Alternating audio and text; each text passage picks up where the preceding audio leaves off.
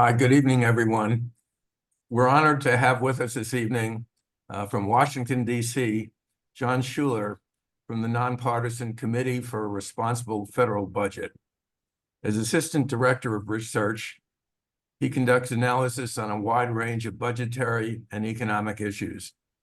John came to this position from Capitol Hill, where he worked as a legislative assistant to Representative Tim Huelskamp of Kansas and Representative Mark Sanford of South Carolina. John holds a BA in International Studies from the American University School of International Service. It's my pleasure to introduce John Schuler. Hello, everyone. Thank you for having me. It's an honor to speak to you all. I have a slide presentation that that's gonna go along with my talk. So I'm gonna share my screen here. And I just want to make sure that can everyone see that full screen? Good. Yes. Very good. All right. Well, again, thank you for having me. My name is John Schuler. I'm with the Committee for a Responsible Federal Budget. And just a little bit about us before we begin. We are, as Harvey said, we are a nonpartisan, nonprofit organization, a think tank and advocacy group in DC. We advocate for fiscal responsibility in federal lawmaking and rulemaking. So, when Congress wants to spend money on something or cut taxes, we try and encourage them to offset that, to reduce deficits, and to just budget responsibly, which is an uphill battle, but we're here to fight that battle. My name is John Schuler. I'm the Assistant Director of Research at CRFB. And before we get into the main talk, I want to tell you all a little bit about our project, U.S. Budget Watch. Obviously, I'm going to talk today about kind of the fiscal situation and the major fiscal challenges that are going to be facing the next president, whoever that might be. And our project, U.S. Budget Watch 2024, is something where we do what we do in Congress. We on the campaign trail, we analyze, when candidates propose something they want to do, have an idea. We try and figure out how much that's going to cost, what the effect on the budget would be. We try and do that analysis for entire candidate platforms, so you can kind of get an idea of, hey, if you vote for this person, this is how, and they get their agenda implemented, this is how that might look in terms of the budget. We're nonpartisan, so we don't advocate for or against any certain candidate. We just try and make sure people are aware of the fiscal impact of their proposals, and to also try to encourage candidates to come up with fiscally responsible proposals. So that's been going on for the past year or so. I've been working with a lot of the campaigns on both sides of the aisle. And so that's U.S. Budget Watch. I encourage you guys to go to our website and check out some of the stuff we've published under the U.S. Budget Watch project. But enough about that. Let's get into it. Like I said, we're going to talk real quickly about major challenges facing the next administration. And the next administration is going to, on the fiscal front, is going to encounter four main problems. Number one is record debt levels. Number two is growing interest costs, interest on the national debt. A third is major expirations of very costly programs and laws that are going to be expensive to extend if that's the decision they make. And then the looming insolvency of a few major trust fund programs. And we'll get into each of those here a little bit in greater detail. So start from the top, record debt levels. So right now, debt as a percentage of the economy, as a percentage of GDP, is about 98%. That's gone up quite a bit. In COVID, we added about 20% to the debt. We went from about 80 to around 100. which was very important because we had to spend a lot of money to, support the economy, to help households and businesses through the shutdowns and through the emergency. But that did come at a cost, and now, our debt is almost as big as the economy. Now, according to projections from the Congressional Budget Office, which is like Congress's, accountants, if you will, debt is going to rise over the next coming 10 years. In about 4 years, in 2028, debt is projected to rise above its previous record, which is about 106% of GDP. That was set right after World War II.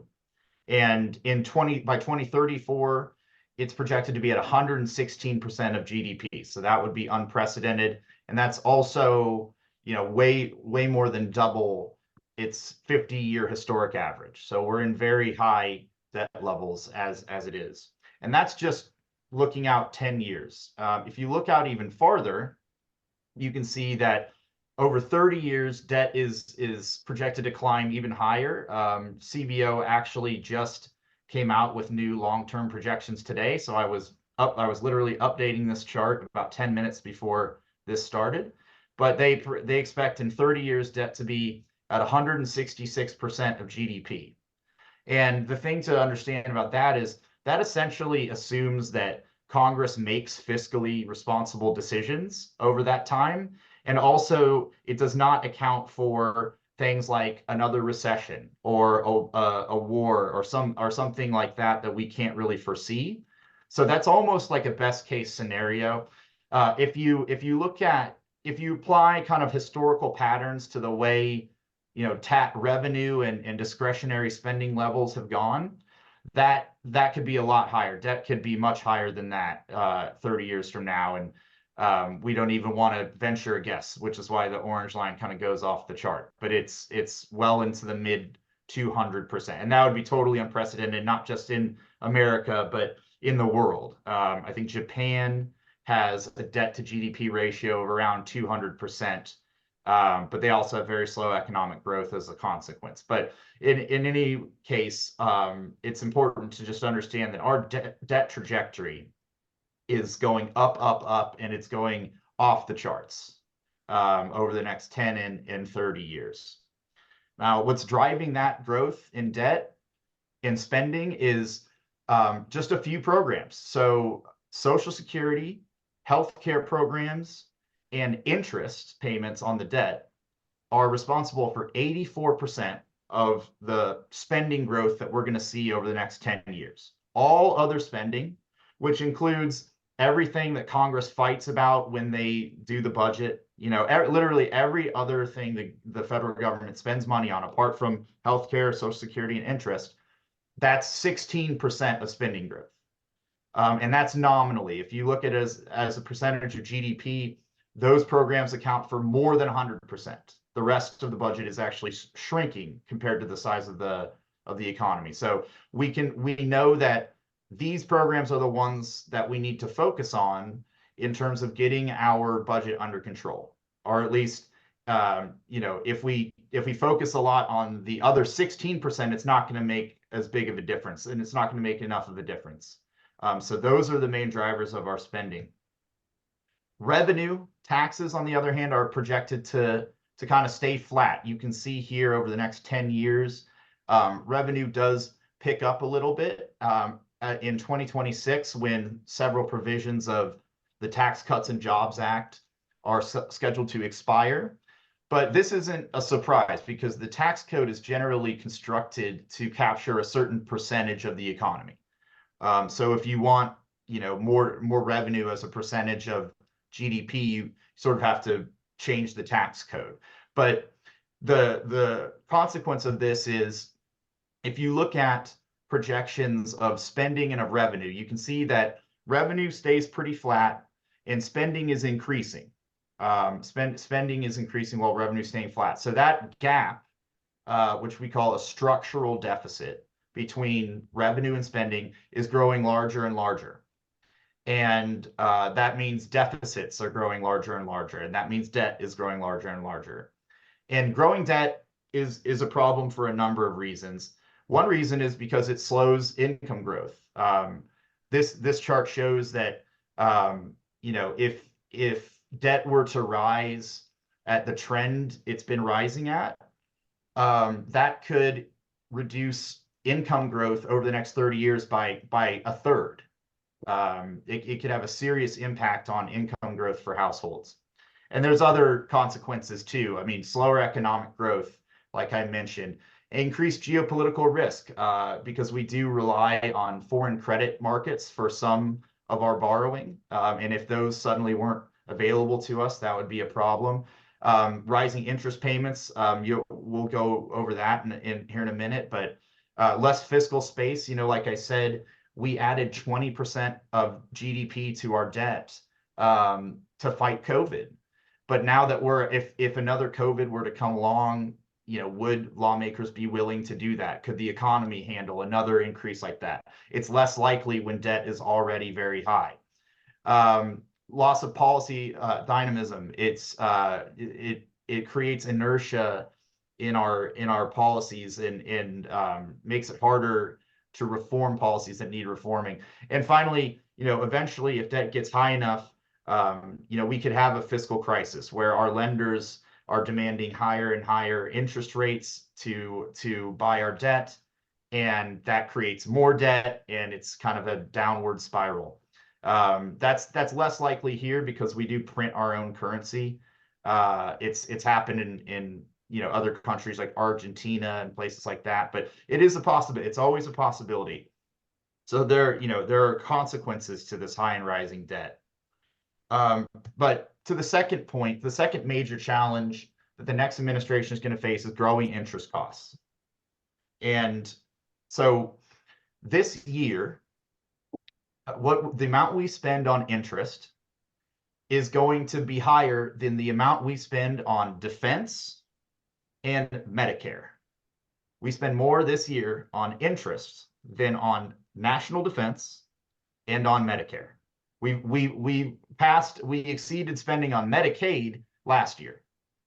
Now Medicare is going to bump back up and it's going to overtake interest in a couple of years, but it's a remarkable thing. People kind of tend to think we spend a lot of money on defense, and Medicare is obviously a very expensive program, but we are now spending more on interest than on either of those things. And looking a bit further out, by 2051, interest on the national debt is going to be the largest line item in the federal budget. It will cost more per year than Social Security, which is the largest right now and will eventually be the second largest. So within 2051 seems like a long way out, but it's not really that far out, and it will be quite a thing to say we are spending the most expensive thing in our budget is interest on the national debt. And that 30% of our debt is held abroad. So 30% of that interest goes out of the economy, doesn't even help us. And so that's a big issue in terms of budgeting. Another comparison, we have been for a while, we spend more on interest than all programs that benefit children in any way at all. And that's kind of a way to think about where our priorities are. We are spending so much on interest that we can't invest in young American, in young people, in things like early childhood education or child care or health and things like that. So when interest spending is so high, is such a big part of the budget, it makes it really hard to prioritize other parts of the budget. And that's going to be a major challenge for the next administration to figure out. Third, we have major costly expirations of certain programs. And here's just some of them that are going to happen in 2025. In January of 2025, so that's almost right when the next president will be inaugurated, the debt limit will be restored and it has to be dealt with. And that's kind of a constant thing, but that's a big deal. In October, about a year ago, Congress passed the Fiscal Responsibility Act. And one of the things it did was it capped the level of discretionary spending, which is the spending that Congress deals with in the budget every year. It capped the increase in that in 2024 and 2025. In October 2025, at the beginning of the next fiscal year, those caps go away. And so there's a real possibility that we see discretionary spending increase quite a bit. Now, the big one is next. In December of 2025, several parts of the Tax Cuts and Jobs Act will expire. And if they're allowed to expire, tax rates for all individuals and businesses will go up. The child tax credit will fall from 2,000 to 1,000.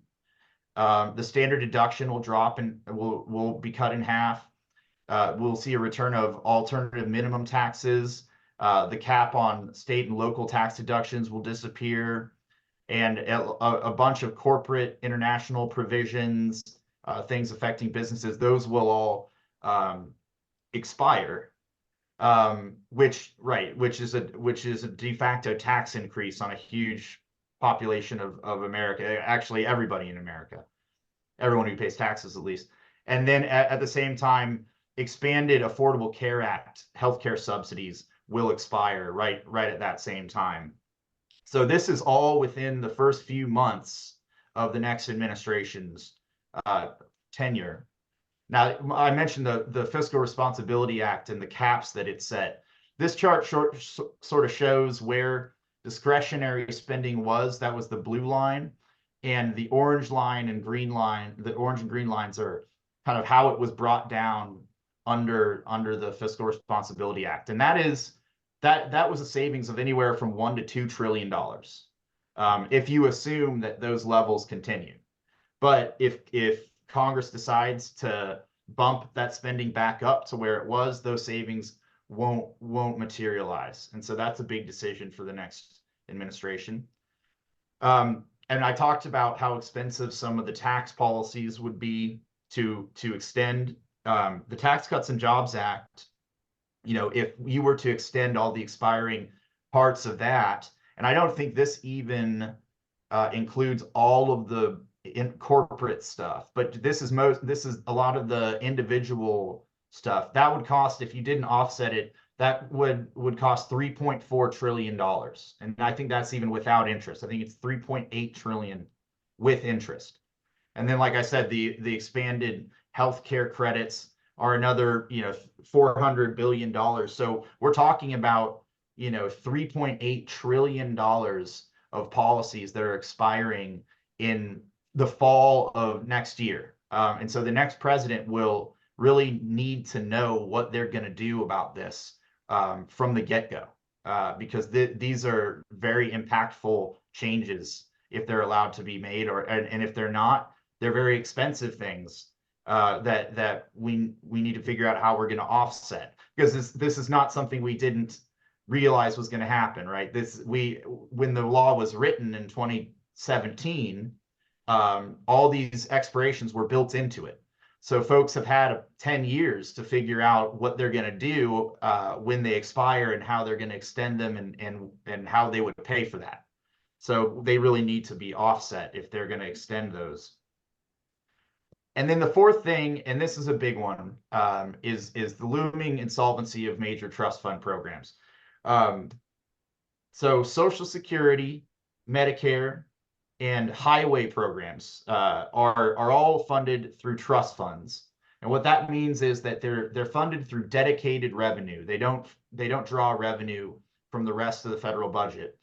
And in years when those programs take in more revenue than they pay out in benefits or in spending, that extra revenue goes into a trust fund, right? And when the opposite happens, and when they have to spend more than they take in, those trust funds draw down, which is what's happening right now. But by law, those programs cannot exceed the spending under those programs, cannot exceed the revenue they have coming in. So when those trust funds expire, whatever percentage of benefits or whatever percentage of spending that the trust funds are covering will essentially have to be cut overnight, right? That's by law. So Social Security, that is projected at the moment that trust fund is projected to go insolvent in 2033. At that point, Social Security benefits would be cut across the board by 23%. Medicare is the Medicare Hospital Insurance Trust Fund is projected to go insolvent in 2031. At that point, Medicare spending would need to be cut by 11% overnight. And the nearest one is the Highway Trust Fund. That's going to go insolvent in 2028. And at that point, we would need to cut all spending on highways and transportation by about half. And that's obviously a huge issue. If you're on Social Security and or your Social Security is your income, a 23% cut is ridiculous. And that's if nothing is done. I want to be very clear about that, because some of this messaging is kind of confusing from some of the candidates who say that they're going to protect these programs by not touching them. Okay, that's the opposite. If you don't touch these programs, then these cuts are definitely going to happen by law. The only way to avoid those cuts is to implement reforms to these programs, or you could change the law and allow them to draw from the Treasury and to add to the deficit. But if you do that, our debt projections take off like a ski slope, and that would just have terrible implications for the entire economy. It would be unsustainable. And so this is something we really need to figure out, and we've known we really need to figure this out for 25 years. We've known it, frankly, ever since we fixed Social Security in 1986. We knew that this was going to be an issue. So in a way, this is the slowest moving train wreck of all time, and we can't seem to get all out of the way of it. But the next president, 2031 and 2033 aren't quite within the next, presidential term. But if we're going to reform these programs, we need to do it sooner rather than later, because the longer we wait, the bigger the changes have to be and the more dramatic they have to be. And so if we want to make changes to these programs that, for example, only affect people who are far out from retirement, right? We need to do that now, because if we wait, then we can't do that. And we're going to have to make changes that affect people who are much closer to retirement than we'd like. Here's just a look at Social Security's financial picture. You can see the costs are the orange line and the revenue is the blue line, and that's a huge gap. That's a big gap, and that has to be brought back into line. If we don't reform the program, then that orange line is going to have to drop down to the blue line overnight. And that's going to be a very dramatic and drastic change for a lot of folks. And I mentioned that cut, by the way, if you're a couple, a typical dual income couple retiring in 2033, that cut to Social Security benefits is going to equal $17,400 a year. That's how much that cut's going to be. So that's huge. That's a lot of money. And so what do we need from the next president? To kind of sum up here. Well, in order to get the debt under control, we need a lot of deficit reduction. And here's just a chart or a table that kind of shows, if we wanted to say keep debt at 100% of GDP, by the end of 2033, we would need to reduce deficits by accumulated $6 trillion about. If we wanted to balance the budget, we would need to reduce deficits by almost $16 trillion. These are enormous sums of money. And the next president really needs to have a plan on how they're going to accomplish this. If they are serious about being fiscally responsible and getting the nation's fiscal trajectory back on track, they're going to need to come up with a lot of deficit reduction. Now, that could be done through increasing taxes. That could be done through reducing spending. It could be done a lot of ways. It could be done both, by doing both, and that's probably what needs to happen. But these are big numbers, and these aren't small, fiddling around the margins changes. These are big changes. And those changes get harder as politicians start taking options off the table. So for example, if you were to balance the budget by cutting all spending, that you would have to cut all spending by 26%. But if you exempted Social Security defense, veterans benefits, and Medicare, which are usually four things that most politicians don't want to touch, then you'd have to cut the rest of spending by 76%, right? Or you'd have to raise all taxes. If you wanted to balance the budget by raising all taxes, you could raise taxes by 31%. But if you exempted anyone who made less than $400,000, as the current president promises, you would have to increase everyone else's taxes by 74%. So when politicians say, you know, oh, I'm not going to do this, I'm not going to touch that, that makes it much harder to actually accomplish the things they need to accomplish to get the budget back on track. So we need to have all options on the table. And we have two options, right, for president. It's the general election's now kind of been set between Trump and Biden. And unfortunately, neither of them have a great track record when it comes to the debt. So this looks at how much President Trump added to the debt in his tenure. He added 8.4 trillion to the debt. Now, about 45% of that was related to COVID, but most of it wasn't. And he will claim that's not true, but it is. It is true that most of it was not related to COVID. And President Biden has added $3.8 trillion to the debt. And it would be a lot higher if it wasn't for this Fiscal Responsibility Act. But both presidents have been spending a lot, have been adding a lot to the debt, have not been offsetting these expensive policies that they want to enact. So, you know, we're going to need to see better performance and better decision making from either of them than they have made in the past. And to kind of sum up, you know, when you're hearing candidates on the campaign trail and you're hearing them talk about what they want to do, there are some things to listen for to kind of decide whether this is a fiscally responsible candidate or not. Candidates need to be honest about the fiscal problems we face. They need to make deficit reduction a top priority, right? They need to say how they're going to reduce the debt and how they're going to pay for new initiatives. They need to actually say how, not just that they want to, how they're going to. They need to, like I said, they need to not take solutions off the table and leave as much as possible on the table. They need to know what to do about the trust fund program. They need to have specific plans for the trust fund program. And for the expiring tax cuts and the other expiring provisions. They need to know what they're going to do about that, and they need to tell voters. And then they need to be honest. They need to use honest numbers. They need to not perpetuate myths, right? You hear people say, you know, tax cuts pay for themselves, or, you know, we can, you know, balance the budget by taxing the 1%. Neither of those are true, right? So a fiscally responsible candidate is going to avoid, you know, falling back on those myths that are not helpful.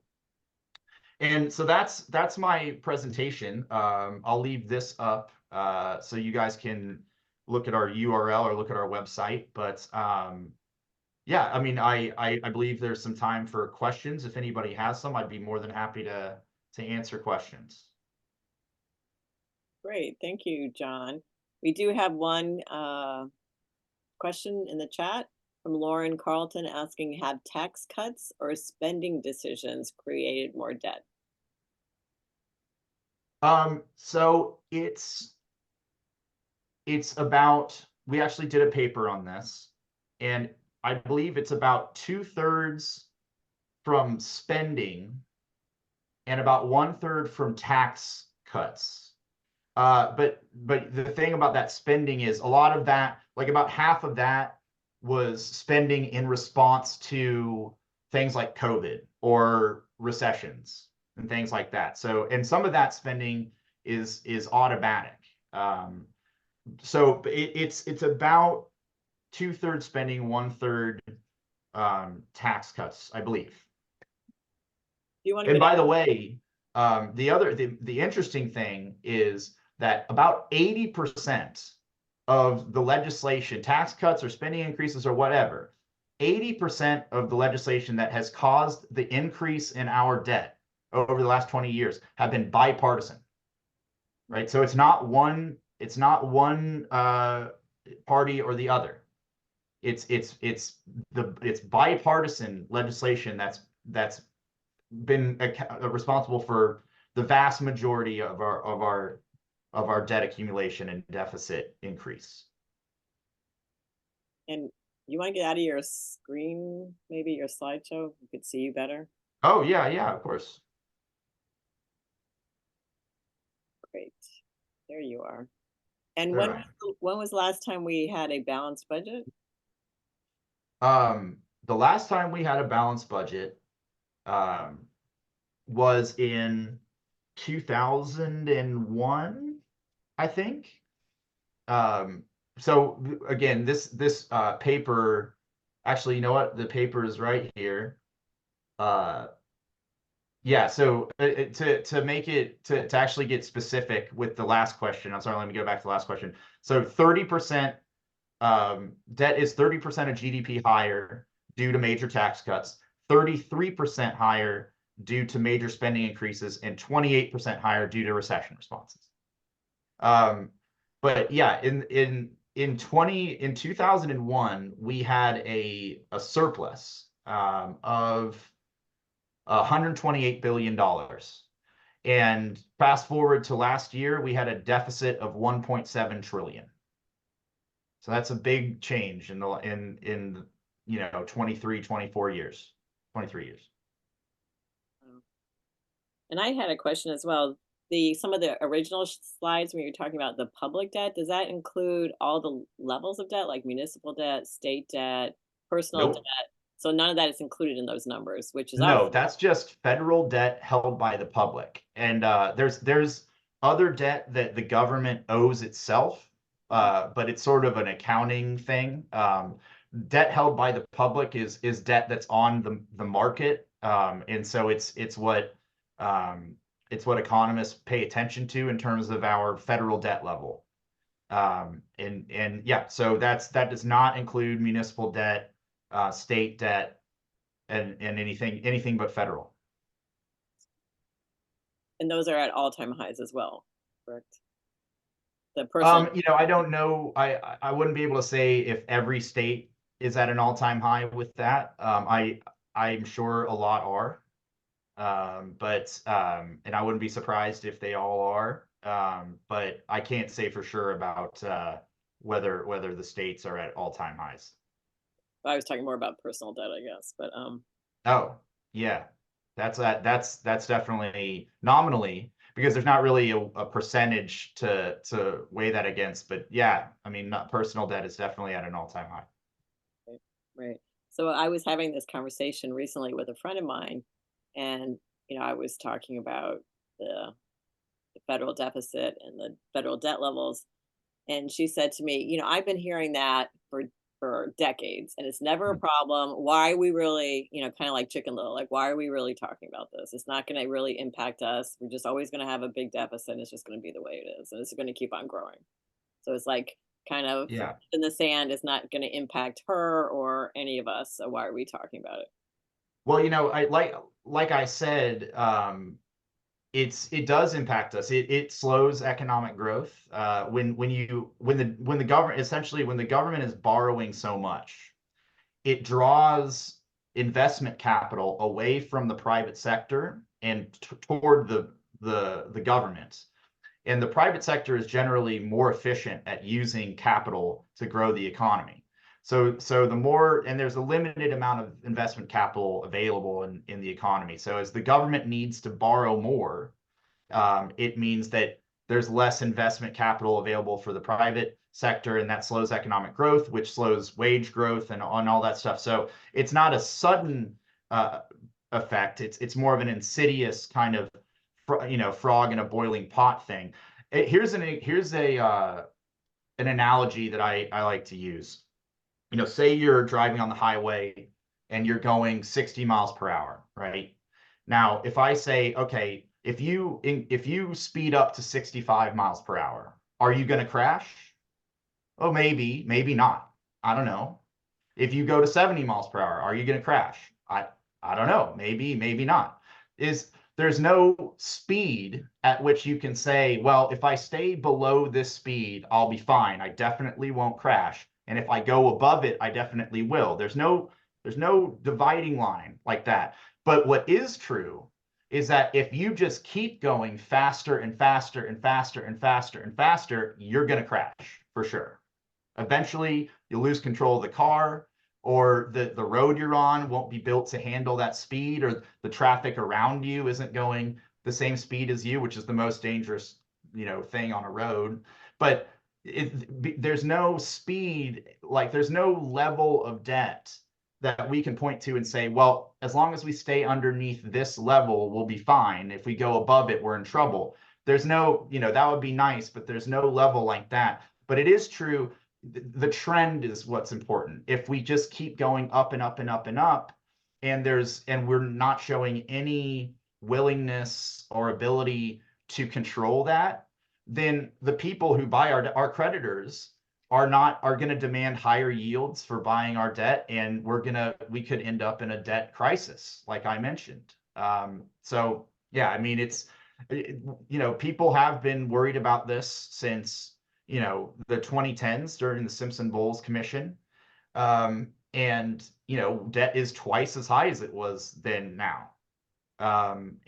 So it's for folks like us, that is one of the most frustrating things, is people say, well, everyone's been worried about this for a long time and nothing bad has happened. So why worry about it? But it's definitely worth worrying about. And we're sort of at a tipping point now. I mean, we're going into uncharted territory. That's certainly, I mean, if you can identify a tipping point, that would be it for me. Right. So you said we were close to where Japan is now. Are there other statistics? We're not close to where Japan is. Japan is at about 200% of GDP. But the We're 200, right? we're on our way there. The thing you have to understand about Japan is that they have had essentially no economic growth for 3 decades. Right. 3 decades. So it's not, correlation is not causation, but that's a pretty strong correlation there. And we're a different economy in a lot of ways. So we couldn't handle that. Well, let me defer to some other questions other than my own. So Harvey mentioned or is asking, why haven't interest rates risen more than they have? Is it that the rest of the world is worse? It's a lot of it related to confidence in the American economy, right? Or American system. That the U.S. Treasury debt is still looked at as kind of the safest investment in the world. Mostly that has to do with the fact that our Constitution guarantees that we pay all our debts. That's unique. Nowhere else has that guarantee. So, constitutionally, we have to pay all of our debt. We can't just say, well, we'll give bondholders a haircut and give them 90% of their bond value, which some candidates have said and that have suggested. And that's very scary to me, because if that happened, then the rest of the world would all of a sudden think that our debt isn't as safe of an investment as they thought it was. And that could seriously create a spike in treasury yields. But yeah, it's basically because of the guarantee that we'll repay our debt, and our economy's a strong economy. Our currency is fairly strong. So yeah, I mean, people still have a lot of confidence in the United States economy and U.S. debt, but that's mostly because of the Constitution and the strength of our economy. Right. Barbara Mulder is was wondering if all defense spending was included in that deficit pie chart, and looks like it might be. Is it just part of other spending? That's part of other spending. And actually, defense spending as a percentage of the economy, defense spending is projected to decline over the next 10 and 30 years. So if you look at spending as a percentage of the economy, defense is not contributing to the increase. Again, it's Social Security, it's healthcare, and it's interest. Interest is a big one. Interest is the fastest growing part of our budget. And then Laurel Colleton had a follow-up regarding whether private capital is more effective at growing the economy. Do you credit the Biden legislation for growing the economy so that the U.S. is doing well relative to other economies in the world? That is, did that government spending help grow our economy? Investments. It's hard to say. I mean, government spending always is a important factor to GDP growth.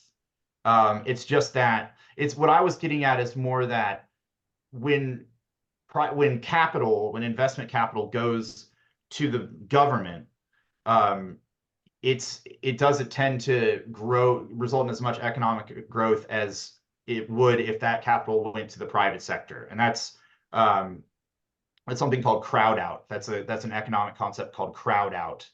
Essentially, the government's need to borrow is crowding out people from investing in the private sector. And so there's a lot of literature on that. It's a well documented phenomenon, but it's kind of complicated. But yeah, just Google crowd out if you want to find out more about that. Great, thank you. Ellie Bagley is asking, if less than 2% of the population controls more than 90% of the country's wealth, wouldn't it be helpful if they paid their fair share of taxes? Yeah, I mean, for sure. That's up to legislators to determine what their fair share is. At the moment, we have a gap between the amount we're taking in revenue and the amount we're spending. Now, how politicians and lawmakers want to close that gap is up to them. But we need to close it. That's the main message, is we need to close that gap. And Barbara Mulder is following up with, are those in charge of our borrowing getting good borrowing rates, or are bad loan structures part of the cause of increased cost of our debt? Well, when we borrow, it's the Treasury selling debt securities, either bonds or notes, and that's an open market mechanism. So the amount we pay in interest on those is directly linked to how much demand there is for it, and that demand can increase and decrease depending on how concerned investors are with our fiscal state. So it's not, you can't really get better or worse terms for borrowing. It's just whatever the market is willing to whatever rate the market is willing to give you whenever the Treasury does an auction. Thank you. And some of us on this call, this is my question, are old enough to remember some of the developing countries' debt crises back in I guess it was the 80s. Do you see any corollaries between our trajectory versus what happened to other countries, who they also said they couldn't go bankrupt because they were a country? Yeah, I mean, there are some corollaries, but there are some big differences. In a lot of those countries, a lot of industry was public owned. So the government is owning, for example, like oil production. The government is subsidizing in a lot of cases, subsidizing things like food. Like if food were just allowed to cost what it would cost in the open market, food prices would go way up. So governments subsidize those. So they're spending a lot of money on that. So the things that the government is involved in are different. And like I said, we print our own currency. So we can always just issue more currency to kind of fix or stop a debt spiral like that. But then that would cause massive inflation, and inflation's another big problem. And as we all know, for the last few years, inflation can be kind of the worst problem. But there are similarities in that, in those countries, their spending was not, was accelerating, and their revenue was not accelerating. But the economies are different, and the governments are different. But yeah, it's yes and no for that. Right. Lauren Carlton's a follow-up. I want to press my earlier question. The Trump tax cuts were supposed to boost the economy, but job and wage growth and economic growth didn't occur until the federal spending. Isn't this evidence that public spending is better at growing the economy and therefore potential revenue than private spending, which has gone mostly to investors who just put it in the banks? Well, again, I mean, the Trump tax cuts, they did increase the rate of growth. Now, the Trump administration kept saying that they were going to increase economic growth so much that they would essentially pay for themselves, which they did not. And that has never happened in the history of America, or I would venture to guess any other country, because you would need to generate something like $8 of GDP growth for every $1 of tax cuts to have a tax cut pay for itself. And that's just outrageous and did not happen. But you know, I again, like the in terms of what grows the economy, the public sector tends to be more efficient with investment capital than the public sector, the private sector than the public sector. But yeah, I mean that's you know, tax cuts can generate growth just through, you know, capturing less of GDP and giving people more money to then, you know, buy things with and do things with. Government spending is kind of on the other side of that. You know, that increases GDP growth by directly, you know, buying things and paying people and spending money on things. So they both contribute to GDP growth. It's really hard to say which does a better job of that. It kind of depends on what the tax cut is.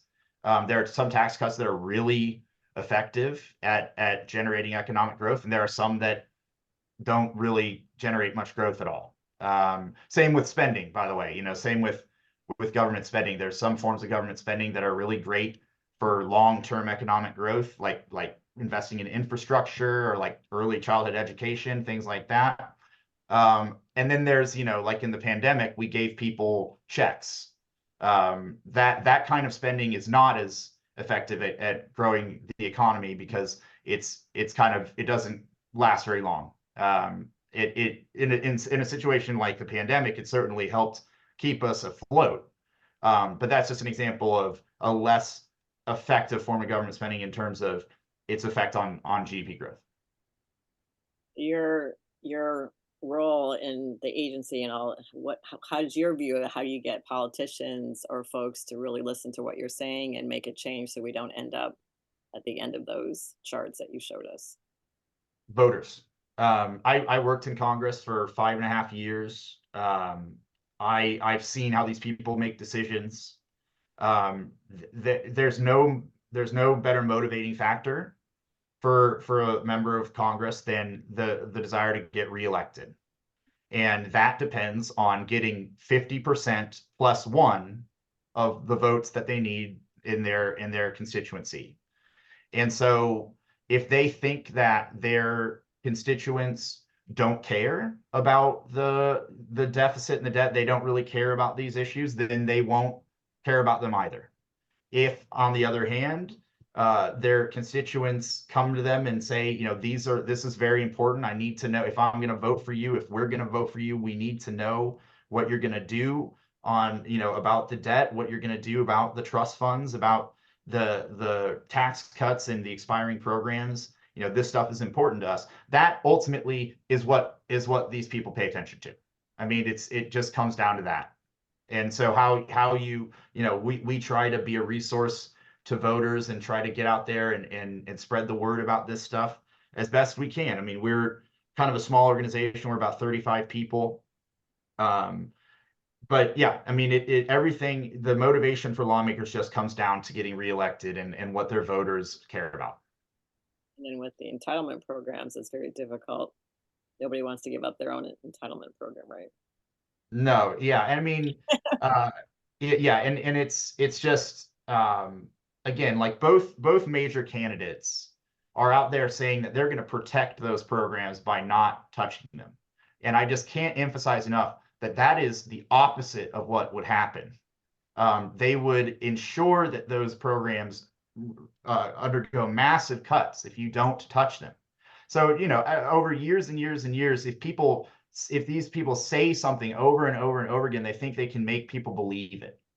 And they have said over and over and over again for years that we're going to protect your Social Security by not touching it. We're going to protect Medicare by not touching it.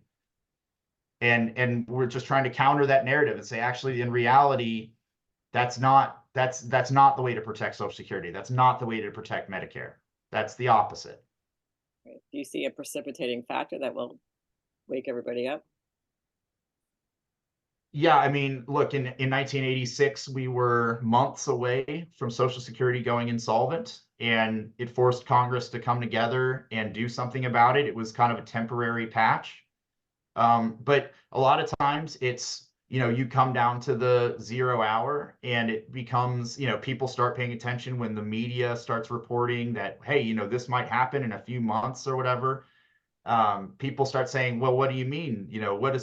And people kind of wake up to it and start, demanding answers from lawmakers. It's just that, if for this, for the trust funds in particular, if we wait until that 0 hour, the changes that are going to need to be made are going to be so drastic that lawmakers are going to have no choice essentially, but to just allow those programs to add to the deficits. And that will, our debt will skyrocket at that point. And that could absolutely cause a debt crisis. That could definitely be what does it.